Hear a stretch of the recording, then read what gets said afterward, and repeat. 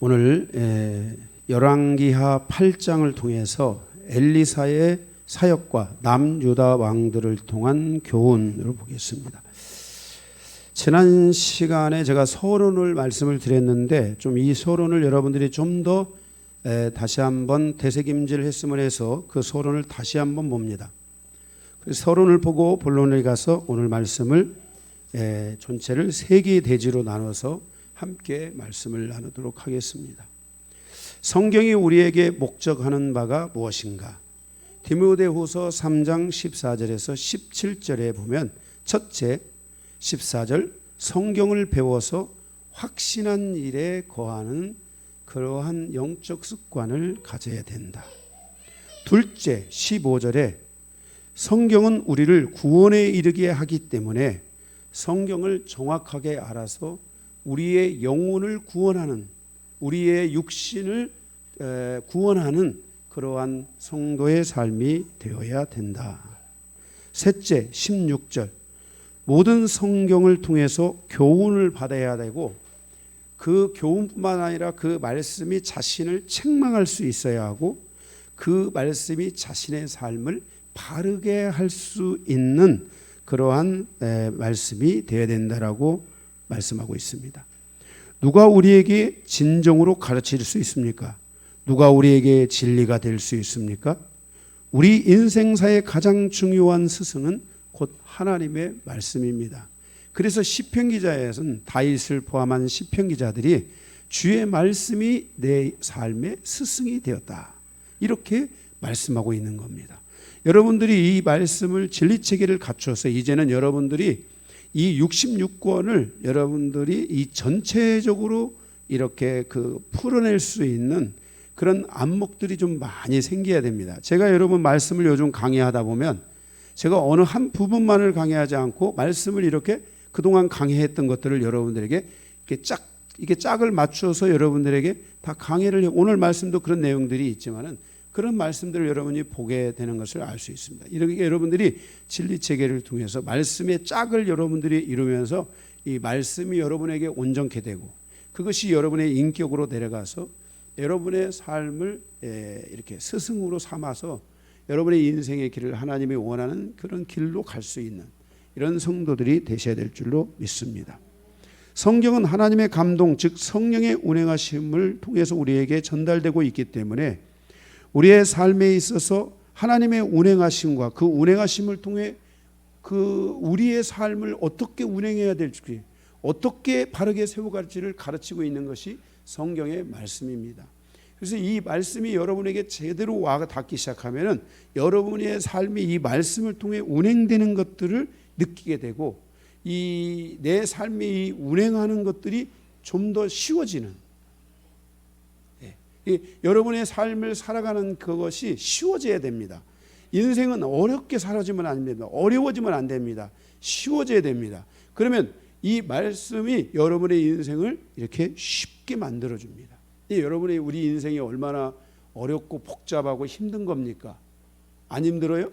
힘들잖아요. 그런데 이 말씀이 여러분이 이 어려운 말씀이라도 이걸 잘 들어서 체계를 잡아놓으면 여러분의 인생길이 훨씬 쉬워진다는 것을 여러분들이 알 수 있을 겁니다. 저도 이 말씀 안에 걸어온 저의 시간 속에서 저의 인생길이 훨씬 쉬워지게 되고 이제 영적 전쟁과 이런 것들을 가져오면서 저희 부부 안에서도 새로운 변화들이 많이 일어나고 있습니다. 지금 그러니까 전에 우리가 이 영성을 하면서 한 번의 변화가 있었고 또 그 과정에 또 한 번의 변화가 있었다면 요즘 최근 들어서 이렇게 더 우리 가정에 이렇게 그 부부 안에서도 더 많은 영적인 변화들이 저희는 일어나고 있어요. 그래서 사모님하고 저하고의 사이에서 굉장히 많은 변화가 일어나고 있어요.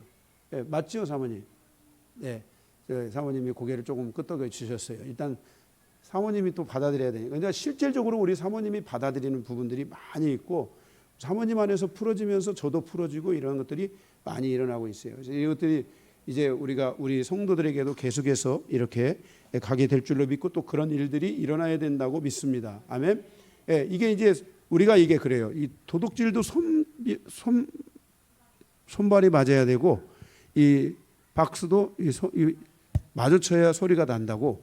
이 가정이 부부가 우리의 이 부부 사이 이 부부가 하나잖아요. 이게 가면서 이게 딱 마주치면서 이게 딱 소리가 나는 일들이 많이 생겨야 돼요. 아 그렇구나. 아 그렇구나. 우리가 이렇게 가야 됐는데 이러면서 여러분의 이 삶의 이런 것들이 이제 많이 더 풀어지고 이렇게 되면서 하나님의 그런 계획들이 여러분에게서도 일어나지만 여러분에게서 못 일어났던 것들이 여러분의 다음 자녀 세대에게서나 그 다음 세대에서 이런 것들이 더 활발하게 일어나는 이런 일들이 일어나게 될 줄로 믿습니다. 이렇게 여러분들의 삶의 이 말씀은 여러분에게 이렇게 교훈이 되고 또 책망도 되고 바르게 하는 이런 일들이 일어나면서 여러분이 온전한 사람들로 세워지는 이런 역사들이 일어나야 될 줄로 믿습니다. 자, 그런 의미에서 오늘 또 이 별거 아닌 것 같은데 별로 또 내용도 특별히 없는 것 같은데 왜 성경에 이런 이야기들이 다 기록됐나 생각될 정도로. 그런데 사실 이것을 자세히 보면은 이 속에 어마어마한 하나님의 교훈이 있어요. 책망도 있어요. 바르게 함도 있어요. 우리를 온전케 하기에 부족함이 없는 바로 말씀이라는 것을 오늘 우리가 열왕기하 8장을 통해서 우리가 알 수 있게 될 줄로 믿습니다. 자, 그러면 우리가 8장을 통해서 주시는 말씀 교훈 세 가지 보겠습니다. 먼저 1번입니다. 수넴 여인의 분깃 가로 열고 땅의 소유권 가로 닫고 수넴 여인의 분깃을 통한 교훈 1절에서 6절입니다.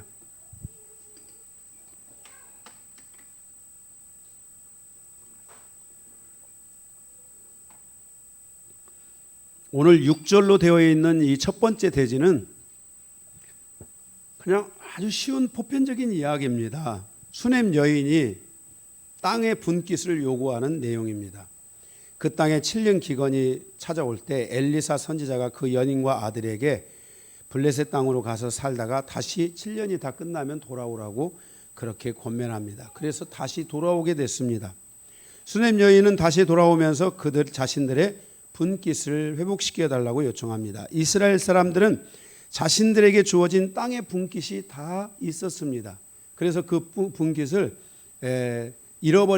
내가 만약에 빚을 져서 그 땅을 빼앗겼다면은 그 안식년이 되면 다시 회복한다든지 희년이 되면 다시 완전히 회복된다든지 자식들도 그 땅에 그 빚을 져서 노예로 사로잡혀 갔어도 결국은 다시 다 회복되는 이런 제도들이 있는데 바로 그래서 그들에게는 각자에게 주어진 땅의 분깃들이 있습니다. 그래서 그것을 회복시켜 달라고 요청합니다. 그래서 그 왕은 그러한 그 여인의 이야기를 듣고 전후 사정을 다 듣게 되고 수넴 여인과 그 아들의 땅을 다시 돌려주는 내용입니다. 왜 성경은 이러한 내용을 기록하고 있는 것인가?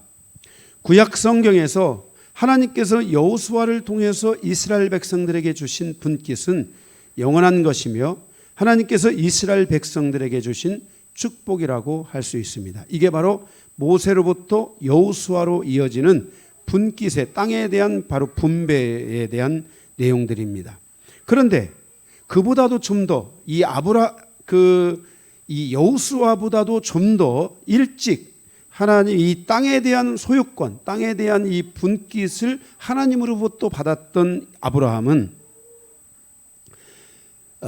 땅에 있는 분깃보다 하늘에 있는 분깃은 더 소중한 약속이라고 히브리서 11장 8절에서부터 10절에 그렇게 고백하고 있는 것을 보게 됩니다.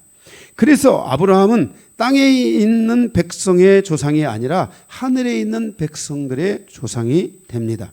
아브라함은 모든 믿는 자의 믿음의 조상이라고 칭함을 얻게 된 것이 바로 아브라함이 땅의 분깃에 집중하기보다는 하늘의 분깃에 더 집중하면서 얻어진 축복이라고 할 수 있습니다. 성도는 땅에 있는 분깃, 즉 하나님의 축복도 중요하지만 아브라함의 믿음을 쫓는 성도들은 하늘의 분깃을 사모하고 하늘의 분깃이 있어야만 합니다. 땅에서 분깃도 중요합니다. 그런데 아브라함의 자손은 땅의 분깃에 만족하는 게 아니라 하늘의 분깃을 향해서 갈 수 있어야 되고 하늘의 분깃이 보여야 되고 하늘의 분깃을 소유해야만 한다는 것입니다.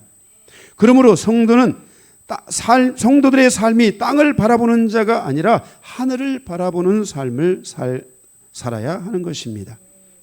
그래서 골로새서 3장에서 말씀하고 있는 것처럼 위의 것을 찾으라. 위의 것을 생각하고 땅의 것을 생각하지 말라라고 말씀하고 있습니다. 만약 내가 아브라함의 믿음, 즉 아브라함의 언약을 통한 의롭다함에 대한 믿음을 가졌다면 그는 아브라함의 분깃을 가져야 하고 아브라함의 분깃이 있어야 합니다. 로마서 8장에 성도의 분깃은 하늘에 있다고 말씀하고 있습니다. 성도는 로마서 8장 17절의 말씀처럼 하나님의 상속자입니다. 그리스도와 함께한 상속자입니다. 이 부분이 흔들리면 기독론, 즉 하나님께 대한 믿음이 다른 영적 흐름 때문에 흔들리고 있기 때문에 여기에 대해서 흔들리는 거예요. 하나님이 흔들리는 거예요. 하나님이 흔들리는 것을 우리는 기독론, 다시 말해서 뭐예요? 신에 대해서 흔들린다 이런 뜻이에요. 하나님에 대해서 흔들린다. 우리가 하나님에 대해서, 아버지에 대해서 흔들리고 예수 그리스도에 대해서 흔들리고 성령에 대해서 흔들리는 신앙이 되면 안 됩니다. 그래서 골로새서는 바로 우리가 하나님에 대해서 흔들리지 말아야 된다. 그 당시 골로새 교회는 바로 하나님에 대해서, 예수 그리스도에 대해서, 성령님에 대해서 흔들림의 현상을 가지고 있었던 것입니다. 그래서 천사 숭배들이 나타났고 그 다음에 그 외에 혼합주의들이 등장했고, 그리고 나서 또 뭐냐면은 거기에 보면은 골로새 교회 같은 경우에 초등학문을 통한 그런 그 세상의 그런 학문들, 초등학문들 이런 것들에 의해서 그들의 머리가, 사고가 세상의 그런 이념이었던 것입니다. 그들의 머리가 천사론과 같은 것들이었습니다.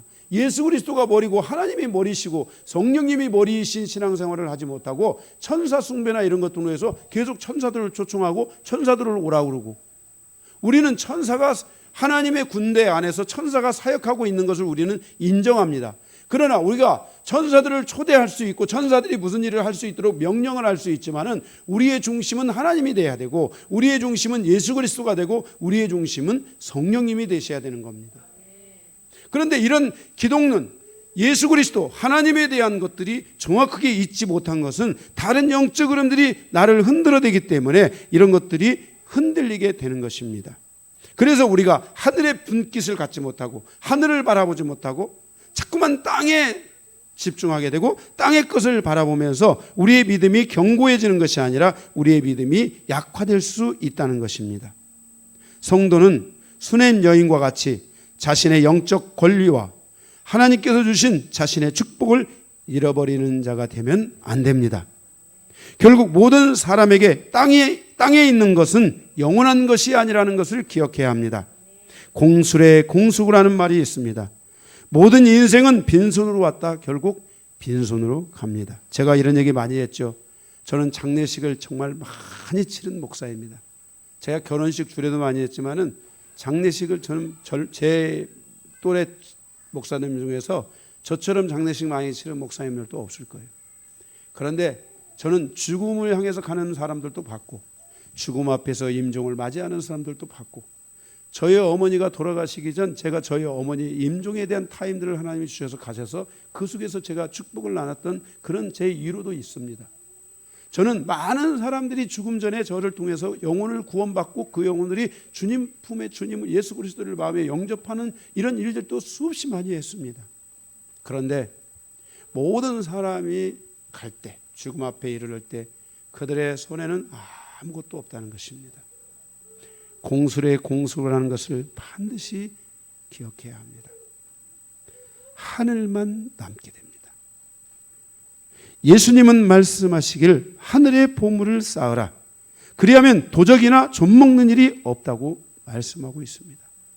우리 인생이 왔다가 공술의 공수거가 될 텐데 여러분들이 하나님을 위해 사는 것, 여러분이 하나님을 위해 한 것, 그것은 내가 죽음에 이르면서도 그 기억과 그 은혜는, 그 영광은 나의 심령 안에 있고 내 눈물 안에 남게 된다는 것을 알아야 됩니다. 여러분들이 하늘에 쌓은 것, 여러분들의 하늘에 있는 분깃만이 남게 되고 그것만이 여러분에게 위대한 영광이라는 것을 여러분들이 기억해야 합니다. 바로 하나님의 상속자는 하늘에서 그 영광을 얻게 된다는 것을 기억해야 합니다. 땅에 있는 것 우리가 중요할 수 있습니다. 그러나 땅에 있는 것이 아무리 중요한다 한들 하늘에 있는 것과는 비교할 수 없다는 것을 아브라함이 우리에게 믿음으로 고백한 것입니다. 그래서 그가 믿음의 조상으로서 우리의 믿음의 정말 출발점이 돼서 우리도 바로 그러한 인생사를 살아가야 된다는 것을 우리에게 가르쳐주고 있는 것입니다. 아브라함은 땅에 말할 수 없는 어마어마한 것을 가졌지만 아브라함은 땅의 것에 자신의 인생을 치우치지 않았습니다. 그는 오직 하늘의 것을 바라봤습니다. 오늘 이 수넴 여인의 이 분깃을 통해서 주시는 교훈은 우리의 인생사에 하나님이 주시는 이 하늘의 분깃이 얼마나 중요한지를 여러분들이 기억하고 이 분깃을 잃어버리는 자가 되면 안 된다는 것을 여러분들이 오늘 이 시간 확신해 주시고 하늘의 분깃을 여러분들이 소유하는 성도로 살아가시기를 주님의 이름으로 축복합니다. 두 번째, 엘리사의 다메섹 사역을 통한 교훈 7절에서 15절입니다. 7절에 엘리사가 아람의 수도인 다메섹을 방문하여 하사엘에게 기름을 부어 왕으로 삼는 장면에 대한 내용입니다. 이 부분은 왕상 19장 15절에 엘리야에게 하나님께서 말씀하신 부분을 그의 제자 엘리사가 시행한 내용이라고 할 수 있습니다. 엘리사가 하사야에게 기름을 부으러 가는 과정에서 7절에 보면 아람 왕 베나닷이 병이 들었습니다.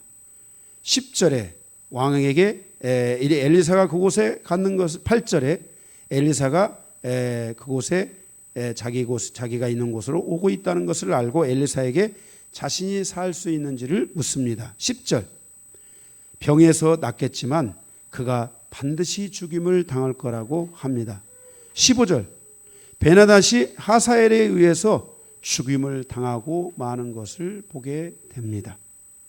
11절 엘리사가 자기 앞에 다가오는 하사엘을 쏘아보다가 웁니다. 이렇게 싹 쏘아보다가 눈물을 쭉 흘리면서 웁니다.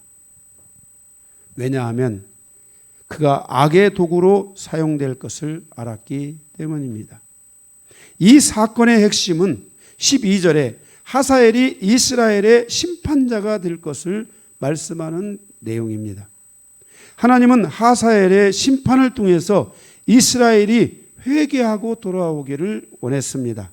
그러나 이스라엘은 끝내 돌아오지 않았고 하사엘의 심판은 이스라엘의 멸망에 대한 예고편으로 나타나는 것을 보게 됩니다.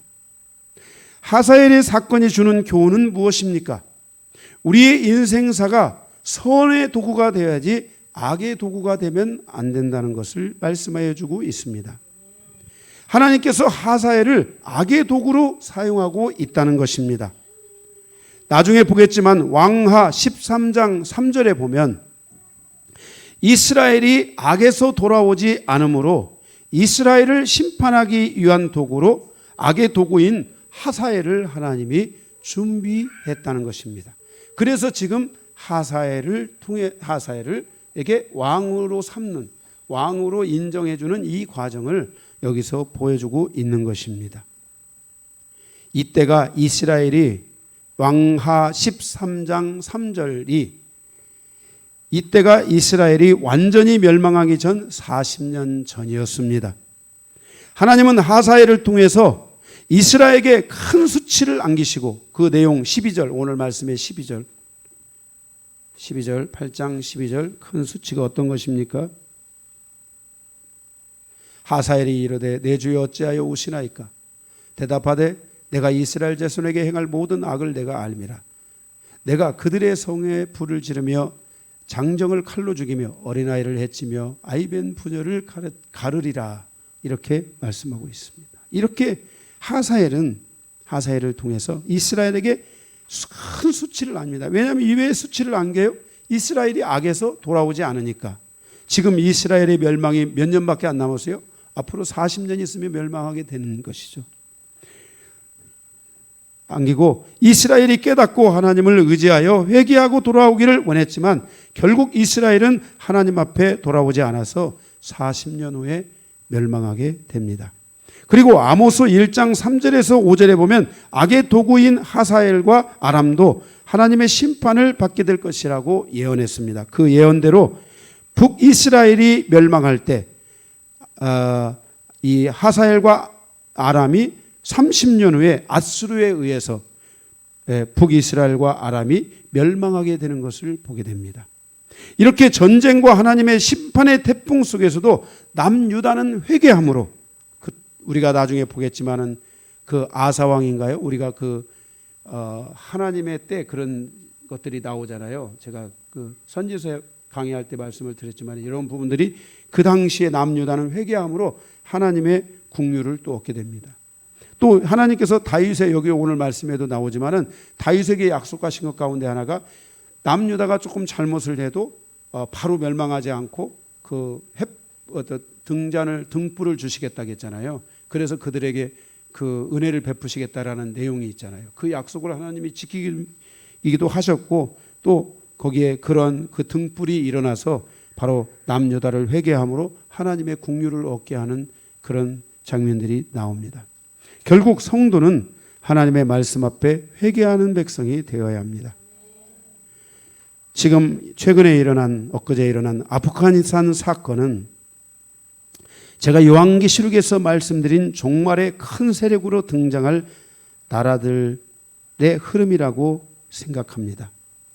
그러므로 아프가니스탄 사건은 종말에 있을 전쟁에 대한 예고편이 아닌가 하는 마음을 갖습니다. 정말 지금이 마지막 때를 향해 가는 것은 아닌가라고 저 스스로에게 질문해 보고 합니다. 왜냐하면 아프가니스탄 사건이나 그래서 그들이 오는 이 무슬림들의 강경 세력들, 그들의 그 율법, 이제 드디어 그 세력의 흐름이 진짜 등장하는데요. 지금 이 아프가니스탄의 그 사람 텔레반들이 그 나라를 통치하는 통치 그 법이 바로 그 무슬림들의 최강경 쪽에 있는 바로 이 율법입니다. 그런 율법을 사용하는 나라들이 지금 사우디아라비아나 이란이나 나이지리아의 일부 도시들이나 또 어디입니까? 말레이시아도 그런 흐름들이 있고 또 저기에도 있죠. 인도네시아나 이런 나라들, 수마트라 이런 데들은 거의 다 이런 지금 제가 말한 것이 다는 아니지만은 이런 나라들은 바로 이런 초강경의 율법을 통해서 나라를 다스리게 되고 여자들을 학교에서 교육도 안 시키고 그리고 여자들은 온몸을 다 가려야 됩니다. 그래서 뒤꿈치 하나라도 나오면은 그 붙잡혀 가서 이제 회초리로 다스려지는 그리고 그 안에서 여성들에 대한 성폭행과 여성들에 대한 이 진짜 말할 수 없는 많은 이런 비극들이 실질적으로 일어나는 이런 일들이 수없이 많이 자행되고 일어나게 될 것을 보는데 바로 이러한 그 하나님의 법에 대항하는 이런 영적 흐름들이 지금 서서히 이런 것들이 제가 그랬죠. 요한계시록 할 때 종말의 시간에 진짜 유브라데스를 넘어오는 마지막 그 아마겟돈 전쟁을 향해서 오는 세력이 누구이겠는가? 모든 문명사에 성경에서 말하는 짐승의 문명사 다니엘서에서 말씀하고 있는 이 8개의 짐승의 문명사가 바로 다 유브라데스를 넘어왔습니다. 그런데 마지막 그 유브라데스를 넘어올 왕이 누구겠는가? 바로 그 흐름이 누구겠는가? 할 때 제가 무슬림들의 흐름일 수 있다. 아랍권일 수 있다. 그런 율법 세력들일 수 있다. 제가 여러분들에게 그런 말씀을 제가 드린 기억이 나는데 꼭 그렇다는 건 아닙니다.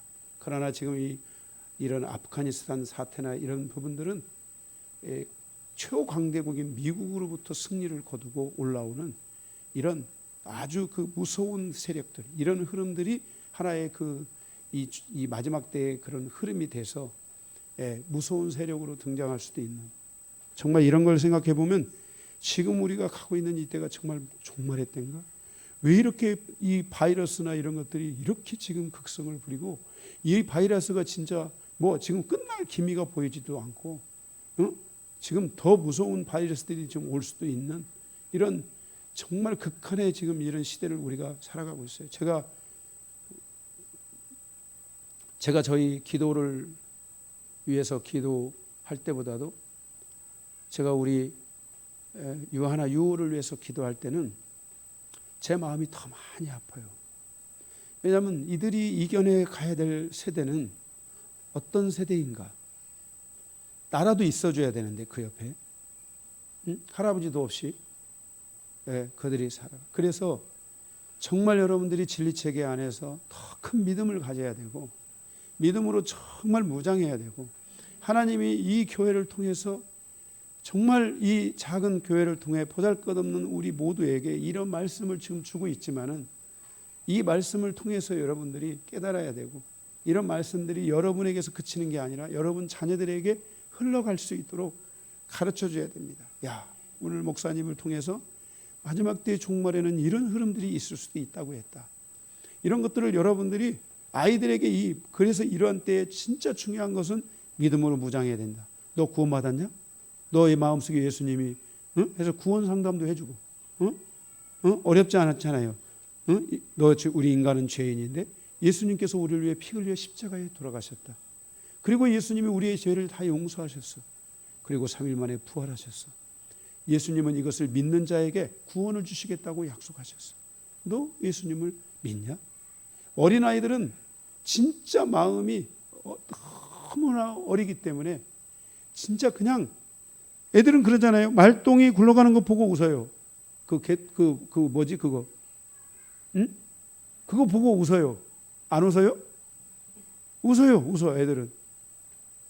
그렇게 아이들은 어린아이의 심령은 단순한 거예요. 그래서 어릴 때 예수님을 마음에 영접한 사람은 평생을 신앙생활한다라고 많은 그 기독교 학자들이 얘기하고 있어요. 그래서 여러분 아이들에게 그냥 교회만 왔다 갔다 하는 게 아니라 이렇게 주신 말씀들을 여러분이 전하고 그 아이들의 영혼을 상담하고 그 아이들이 미래의 사회를 어떻게 살아가야 되고 그래서 그 아이들이 믿음의 눈을 열게 하고 마음의 눈을 열어서 미래 사회를 볼 수 있도록 아멘? 여러분들이 계속해서 땅에서 성공하는 거 이런 거에 성공해야 됩니다. 성공해야 돼요. 그래서 하나님의 영광이 여러분의 삶에 와야 됩니다. 그리고 그 온 영광을 가지고 여러분들이 하나님의 영광에 가야 됩니다. 네? 할렐루야.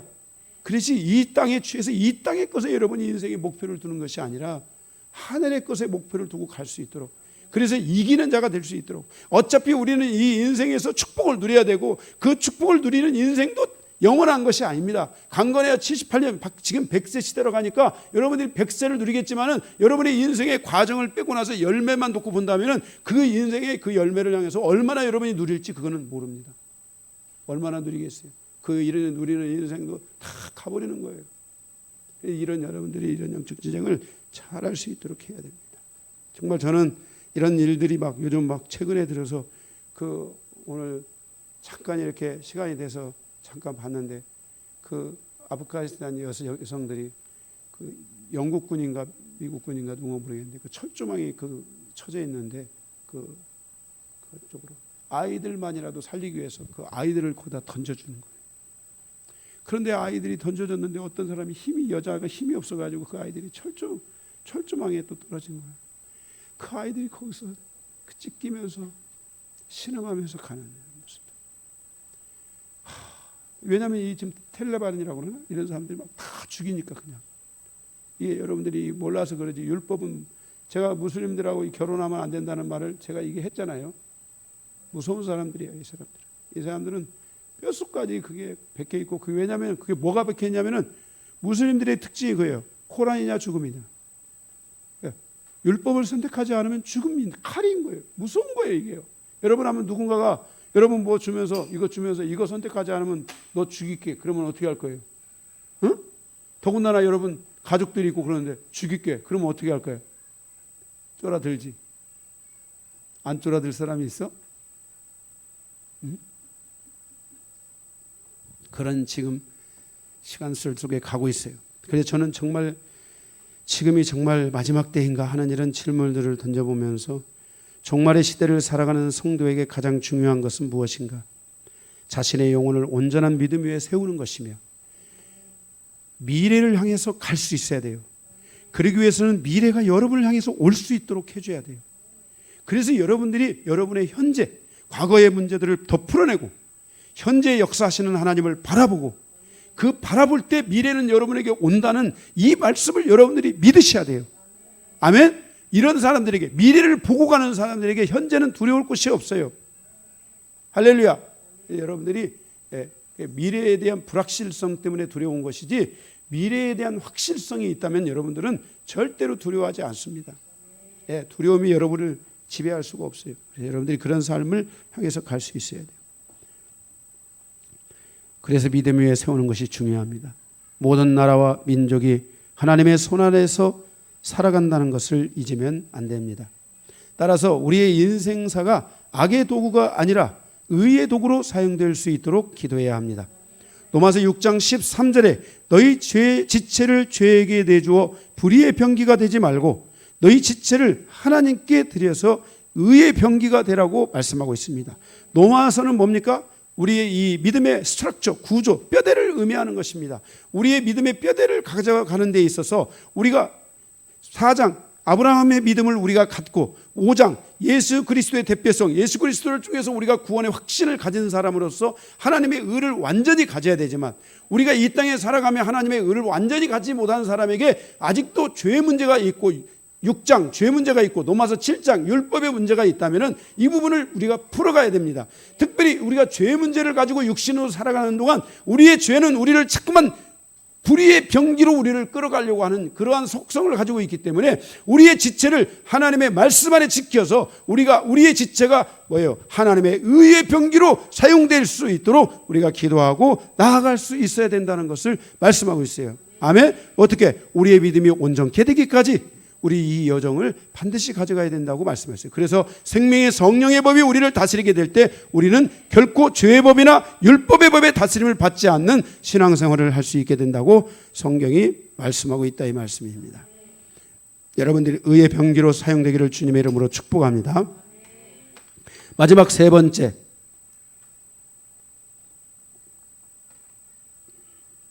유다왕 여호람과 아하시아를 통한 교훈. 다윗 두 사람이 다 유다왕이에요. 16절에서 29절입니다. 16절 남유다 여호사밧 왕이 죽고 그의 아들 여호람이 왕이 됩니다. 그래서 8년을 통치합니다. 여호사밧 왕은 왕상 22장에 보면 선한 길로 나아갔습니다. 그러나 여호람은 18절 아합의 딸 아달랴와 결혼하면서 악한 길로 나아갑니다. 18절 그러나 하나님께서 다윗에게 약속하신 것을 지키기 위해서 유다를 멸망하시기보다 그들에게 등불을 주어 그들이 하나님께로 돌아올 수 있도록 했다고 말씀하고 있습니다. 25절 8년 후에 여호람이 죽고 그의 아들 아하시아가 왕이 되어 1년을 통치합니다. 26절 아하시아 왕의 어머니가 아달랴라는 것을 강조합니다. 27절 아달랴에 의해서 아하시아도 악한 길로 가는 것을 보게 됩니다. 이렇게 아합과 이세벨과 아달랴와 그의 아들과 손자들이 악한 길로 나아갈 때 20절 에돔이 유다를 배반하여 자기 위에 왕을 세우게 된다고 말씀하고 있습니다. 이 두 왕의 사적을 통한 교훈이 무엇인가? 이 두 왕의 때에 일어난 사건을 통해서 우리에게 말씀해 주는 것이 무엇인가? 두 가지인데 첫째는 악한 길을 여는 자가 아니라 선한 길을 여는 자가 되어야 된다는 것을 우리에게 교훈하고 있다는 것입니다. 우리의 인생사가 자꾸만 선한 길로 가야 됩니다. 우리가 우리의 삶이 이 악의 역기능이 있다면, 역기능적인 삶이 있다면 이 역기능을 우리는 이제 풀어나기 위해서 기도해야 됩니다. 저는 우리 아들들 보고 역기능을 풀어내라고 야, 너 왜 그렇게 사냐? 그 따위로 사냐? 그 모양으로 사냐? 저놈은 왜 그렇게 살까? 저는 이렇게 하지 않고 저와 저희 아내는 항상 더 우리의 역기능이 풀어져야 우리의 자녀들의 역기능이 풀어진다 하는 것을 항상 원칙으로 삼아서 저희들이 부족함이 참 많은데 더 많이 풀어지기 위해서 더 많이 이런 부분들이 풀어내기 위해서 몸부림을 치면서 왔고 지금도 그렇게 하고 있고 현재도 그렇게 하고 있어요. 현재도 저와 저희 아내가 여보 우리가 좀 더 풀어져야 돼. 우리가 이런 거 풀어지지 않으니까 우리의 삶에서 우리 보이지 않는데 다 가고 영향력이 가고 있는 거야. 우리가 더 풀어야 되지 않겠어. 이러면서 저와 아내와 현재 진행형으로 계속 더 풀어내기 위해서 이런 부분들을 구체적으로 실질적으로 풀어내기 위해서 계속 몸부림을 치고 있습니다. 이렇게 우리가 악한 길을 여는 자가 아니라 선한 길을 여는 인생이 되어야 됩니다. 둘째, 에돔이 유다를 배반할 때 하나님은 오바댜 선지자를 통해서 에돔에 대해서 심판을 예언하시는 것을 보게 됩니다. 그래서 여기에 에돔이 톡 튀어나온 겁니다. 이해가 되십니까? 이게 에돔이 그냥 갑자기 톡 튀어나온 게 아니에요. 이때 하나님께서 에돔의 심판을 예언하고 있는 것은 무엇입니까?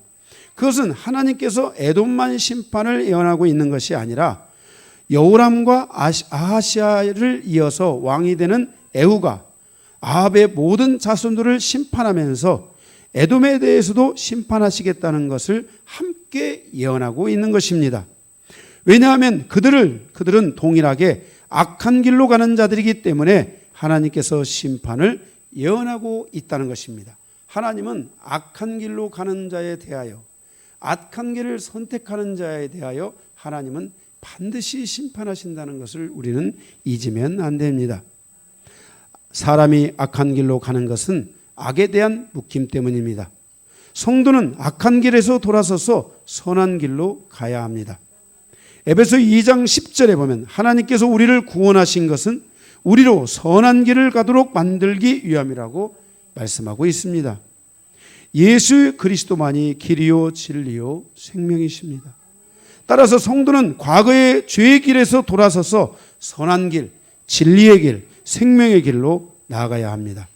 결국 악한 길을 나아갔던 아합과 이세벨과 남유다의 씨를 죄에 완전히 제거하려고 했던 아달랴, 이 모든 이들이 심판을 받게 되고 그들에 대한 심판과 함께 악한 길로 가는 에돔에 대해서도 하나님이 심판하겠다고 바로 오바댜를 통해서 예언하여 주고 있는 것입니다.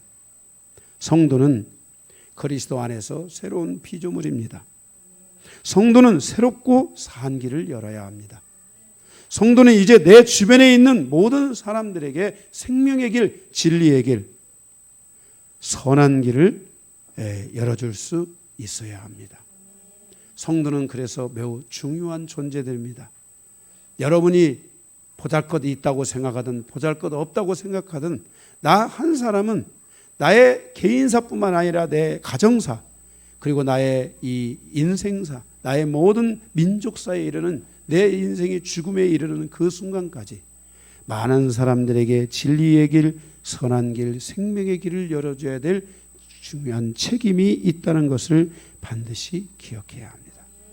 그래서 나의 인생이 여기 여호람과 같이 8년을 더 살다가 죽을지 아하시아와 같이 1년을 더 살다가 죽을지 무슨 삶을 어떻게 살다가 우리 인생이 죽을지 모르지만 우리의 인생의 여정에 그가 악한 길로 갔다. 그게 아니라 우리의 인생이 선한 길을 하려고 했다. 선한 길로 갔다. 그래서 그 선한 길의 결과로 하나님이 은혜를 베풀어 주셨다라는 이와 같은 은혜가 저와 여러분에게 있어야 될 줄로 믿습니다. 말씀 끝입니다.